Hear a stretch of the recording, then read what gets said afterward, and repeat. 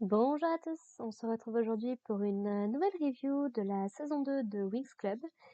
Et aujourd'hui, donc, épisode 18, qui est la suite directe de l'épisode 17, où nos Winx se retrouvent à la Tour Nuage pour essayer de protéger le codex de la Tour Nuage des Trix. Puisque les Trix, elles se sont décidées après une petite quinzaine d'épisodes de se dire ouais, ce serait bien si on allait attaquer le lieu qu'on connaît le mieux de toute la dimension magique, non? Qu'est-ce qu'on a dit? Allez, let's go. Le moment où les Winx se sont là, dis donc, c'est beau. Donc, à la fin de l'épisode dernier, Madame Griffin était sortie de ce qu'on supposait être le lieu qui abritait le codex. Sauf qu'en fait, elle nous explique apparemment que c'est un sauna qui lui permet de méditer, de réfléchir. Voilà. Et du coup, donc elle s'était placée là en sachant très bien que les Trix allaient venir jusqu'ici pour pouvoir les surprendre et pour pouvoir les empêcher d'agir. Bon, au final, les Trix arrivent assez facilement grâce au sort d'obscurité de Darcy de s'enfuir. Et on en sait un peu plus sur la situation de Bloom, qui avait elle aussi été complètement aveuglée. Voilà, elle commence à retrouver sa vision, elle a mal à la tête, elle est pas très très bien. Et du coup, les filles, dès le lendemain, vont patrouiller un petit peu dans la tour nuage, puisque Madame Griffin leur a donné un espèce de rubis, de pierre, qui se met à briller dès que les Trix sont proches, puisqu'en fait, ce rubis est capable de détecter quand elle passe à travers les murs, puisque grosso modo, donc Griffin nous explique qu'en fait, elles ont utilisé un sort, on ne les a pas vues faire du tout. L'idée c'était, oui, la tour nuage est encore sous notre contrôle alors qu'elles n'y étaient pas retournées depuis le début de la saison. Mais là, Griffith nous explique qu'en fait, elles ont utilisé les nouveaux pouvoirs qu'elles ont acquis grâce à Darkar pour jeter le sort qui leur permet de contrôler la tour nuage et donc de passer à travers les murs, puisque la tour nuage étant un organisme vivant. Enfin, c'est... Ouais, je sais pas si c'est un problème de traduction ou un problème de scénario, mais clairement, il y a quelques incohérences dans la timeline du truc. Donc voilà, donc on a différents petits groupes. Donc on a Layla avec Flora, on a Tekna avec Bloom et on a Stella avec Musa. Et grosso modo, cet épisode va continuer à appuyer sur ce côté tension, ce côté conflit entre nos Winx. Puisque donc notamment Stella par exemple veut se laisser aller tranquillement, se dit que ça sert à rien de chercher dans tout le château pour essayer pour essayer de trouver les tricks, parce qu'elles vont juste tourner en rond en fait globalement. La tour nuage ça a l'air quand même particulièrement grand. En tout cas, tout l'épisode passe son temps à nous montrer des images de la tour nuage en 3D de l'extérieur.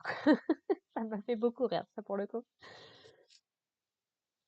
Et du coup, bah forcément, ça rentre en conflit avec Musa qui est beaucoup plus dans l'action. Du côté de Flora, elle va être beaucoup plus hésitante à agir, alors que Layla est un peu plus pareil dans l'action.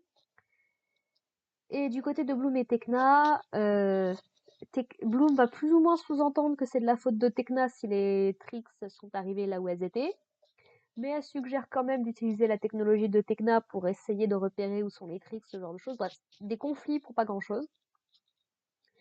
On a également Myrtha et Lucie qui parlent un petit peu, qui évoquent le passé, et qui du coup patrouillent également de leur côté. Mais elles vont se faire également attaquer pour plein de raisons. En fait, c'est un petit peu la débandade là, un peu partout. Et Madame Griffith, de son côté, va retourner dans son espèce de sauna, dans sa petite pièce perso, pour essayer de méditer. Et l'idée, c'est de reprendre en fait le contrôle de la tour nuage. Voilà, pour éviter que les Trix puissent s'y balader comme ils veulent. Et également pouvoir lever des murs si jamais elles les attaquent ou ce genre de choses. Donc il va y avoir pas mal de petits combats, des petits machins, mais rien de particulier à noter contrairement à l'épisode dernier. Sinon, donc dans un autre registre, donc les Trix vont à terme vont finir par atteindre la cachette du codex, qui apparemment a l'air d'être plutôt dans les hauteurs parce qu'ils font l'analogie avec les plantes et le truc important c'est les fruits. Enfin bref, toute une analogie comme ça. Et elles vont, bon, Icy va très facilement péter le mur, nous donnant accès à la mini-fée qui protège le codex. Mais c'est là que les Winx vont arriver.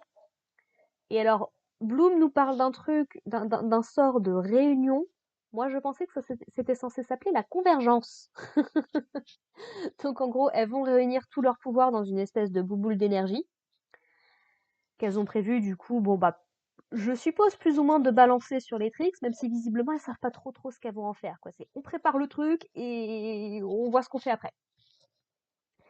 Et là où je trouve ça quand même intéressant, c'est qu'effectivement, leur pouvoir leur échappe complètement. C'est-à-dire qu'elles vont se reprendre leur attaque en pleine tronche, ce qui va permettre du coup aux Trix de récupérer le codex et donc de se barrer en ayant rempli la moitié de leur mission au final.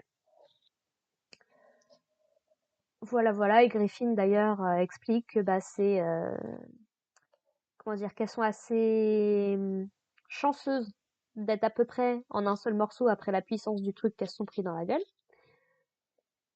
Et ce qui est intéressant, c'est que pendant tout l'épisode, on nous montre bien que Layla, elle a un petit peu l'esprit ailleurs, qu'elle aimerait bien parler un petit peu à Musa, mais que c'est jamais trop le moment. Mais qu'elle aime bien parler avec Musa, ça je trouve ça intéressant. On voit également, on avait vu également dans l'épisode précédent que Bloom semblait être capable d'utiliser une espèce d'énergie négative qui est pas vraiment dans son domaine d'activité classique, même si du coup ça pourrait donner des trucs tellement intéressants. Oh, un arc où Bloom devient vraiment méchante, mais ce serait trop bien. Il y aurait moyen de faire un truc de fou. Voilà, voilà. Et donc, est-ce que c'est lié à ces deux-là? Est-ce que c'est parce qu'elles n'arrivaient pas suffisamment à s'entendre dans la tour nuage et que du coup le sort leur a échappé? On sait pas trop, mais voilà, l'idée c'est que les tricks sont gagnés. Et donc, voilà, on va repartir sur une autre histoire dès l'épisode prochain. Alors, est-ce que, vu que du coup, moi de mon côté, je termine le deuxième CD de la saison 2 et que j'attaque le troisième, du coup, l'épisode prochain, est-ce que du coup, pour les 8 épisodes qui restent, ils vont se dire que ce serait peut-être temps d'augmenter la cadence? On va voir ça, ce serait quand même bien. Surtout qu'il y a toujours un truc que je veux voir, moi, et que je pensais qu'il arriverait peut-être dans ces épisodes-là, mais rien du tout. C'est là que ça va être intéressant parce que je ne me souviens plus de comment est-ce qu'elle débloque ce truc. Mais du coup, je suis curieuse de voir qu'est-ce qui le justifie pour le coup. Mais du coup, ça a l'air d'être très différent des conditions par rapport à la saison 3. Mais on en reparlera en temps voulu. Voilà, voilà. J'ai pas grand-chose de plus à dire sur cet épisode-là. Bon, il était un petit peu sympa, même si un peu répétitif par rapport à l'épisode dernier, sur ce côté conflit et tout, mais qui reste intéressant de confronter les Winx à leurs différences de caractère. Donc maintenant que Layla a rejoint le groupe. Et puis bah, voilà, l'intrigue avance, donc je peux pas en être... ça peut pas faire de mal pour le coup. Voilà, voilà. Bah du coup, moi je vous propose qu'on se retrouve la semaine prochaine pour attaquer l'épisode 19. Et du coup, le dernier tiers de la série. Et puis bah en attendant, portez-vous bien. Allez, bye les gens.